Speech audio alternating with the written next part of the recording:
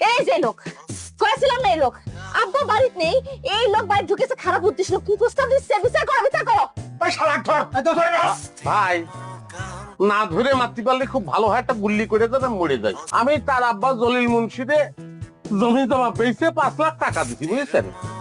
বিদেশ যাবো বিশার জন্য। তো জলিল চাচা করছে যে আজ হচ্ছে, কাল হচ্ছে, পরশু হচ্ছে, খালি হচ্ছে হচ্ছে বলে যাচ্ছে। আর আমি দেখতেছি ভিসা তার মার পেটের মধ্যে রয়ে গেছে, আর হচ্ছে না, দেখছেই না। আজকে আমার বিয়েটা পর্যন্ত ভাঙিয়ে গেল।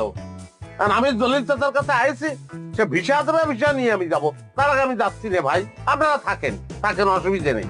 এই শালা মনে হয় সত্যি সত্যি পাগল। তুমি ধরো ধরো ধরো। ওই এই এই যে ভাই, এই গলায় ধরেছি, এই গলায় ধরেছি। আমার মাছটি আসলে আমি একটা টান দেবো, মরে যাব।